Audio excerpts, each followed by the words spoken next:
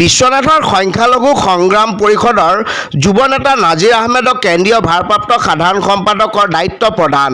অসমৰ সংখ্যালঘুসকলৰ অন্যতম শক্তিশালী অৰাজনৈতিক সংগঠন অসম সংখ্যালঘু সংগ্ৰাম পৰিষদ চমুকৈ ASSPৰ কেন্দ্ৰীয় সমিতিৰ ভাৰপ্ৰাপ্ত সাধাৰণ সম্পাদকৰ দায়িত্ব প্ৰদান কৰে বিশ্বনাথৰ যুৱ নেতা তথা সংগ্ৰাম পৰিষদৰ সহকাৰী সাধাৰণ সম্পাদক নাজিৰ আহমেদক।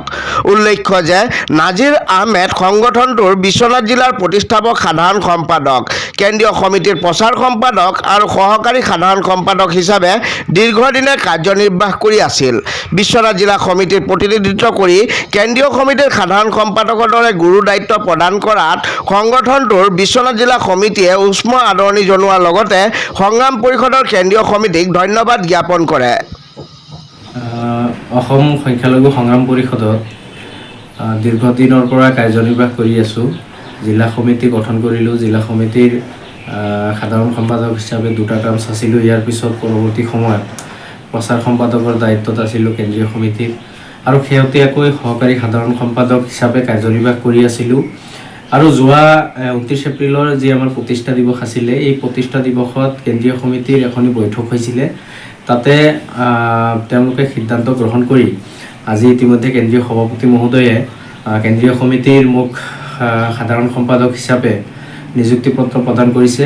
আৰু কেন্দ্ৰীয় সমিতিৰ সভাপতি সমন্বিতে সমূহ বিষয়ববীয়া উপদেষ্টা মণ্ডলী সকলোলৈ ধন্যবাদ জনাইছোঁ যে আহি থকা দিনবোৰত মোৰ ওপৰত যি গুৰু দায়িত্ব অৰ্পণ কৰা হৈছে, সততা নিষ্ঠাৰ সৈতে এই সংখ্যালঘু জনগণৰ যি সংগ্ৰাম, এই সংগ্ৰামখন আগুৱাই নিয়াৰ সহযোগী হিচাপে কাম কাজ চলাই যাম।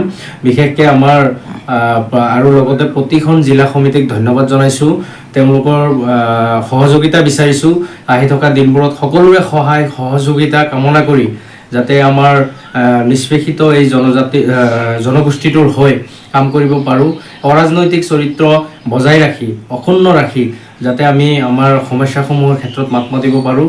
আৰু লগতে আমাৰ বিশেষকৈ মই বিশ্বনাথ জিলাক প্ৰতিনিধিত্ব কৰি দীৰ্ঘ সময় সংখ্যালঘু সংগ্ৰাম পৰিষদৰ দায়িত্বত আছিলোঁ। বিশেষকৈ আমাৰ জিলা সমিতিৰ বৰ্তমান কাৰ্যনিৰ্বাহ কৰি থকা জিলা সমিতিখনৰ সভাপতি সমন্বিত বিষয়ববীসকলক ধন্যবাদ জনাইছোঁ। আমাৰ কেন্দ্ৰীয় সমিতিৰ উপসভাপতি হাকিম সিকদাৰ ডাঙৰীয়াই যথেষ্ট আগুৱাই যোৱাৰ ক্ষেত্ৰত যথেষ্ট তেওঁ সহায় সহযোগিতা আগবঢ়াই আছে, আৰু আহি থকা দিনবোৰতো তেওঁলোকৰ সহযোগিতা কামনা কৰিছোঁ। অসম সংখ্যালঘু সংগ্ৰাম পৰিষদৰ সহকাৰী সাধাৰণ সম্পাদক নাজিৰ আহমেদ ডাঙৰীয়াক যোৱা কেন্দ্ৰীয় অধিৱেশনত কেন্দ্ৰীয় সমিতিৰ এটা সিদ্ধান্ত মৰ্মে আমাৰ নাজিৰ আহমেদ ডাঙৰীয়াক আজি কেন্দ্ৰীয় সমিতিয়ে সাধাৰণ সম্পাদক হিচাপে তেখেতক দায়িত্ব অৰ্পণ কৰিছে। আজি কেন্দ্ৰীয় সমিতিৰ তৰফৰ পৰা তেখেতক নিযুক্তি প্ৰদান কৰিছে। গতিকে আমি বিশ্বনাথ জিলাৰ তৰফৰ পৰা নাজিৰ আহমেদ ডাঙৰীয়াক আমি শুভেচ্ছা জ্ঞাপন কৰিছোঁ। আৰু আমি নাজিৰ আহমেদ ডাঙৰীয়াক লৈ আমি বহুতো উৎফুল্লিত হৈছোঁ, কিয়নো আমাৰ বিশ্বনাথ জিলাখনৰ লগতে আমাৰ সংগ্ৰাম পৰিষদৰ যি ভেটি, এই ভেটি নাজিৰ আহমেদৰ যি নিষ্ঠা আৰু সততাৰে তেখেতে যি কাম কৰে সংগঠনৰ হৈ, আৰু আগন্তুক দিনত তেওঁ আৰু কঠোৰ পৰিশ্ৰমেৰে সংগঠনটোক আৰু আগুৱাই লৈ যাব। আৰু আমাৰ বিশেষকৈ ধৰ্মীয় সংখ্যালঘু এলেকাত আমাৰ সংখ্যালঘু মানুহৰ বিশেষকৈ বহুতো অসুবিধা থাকে।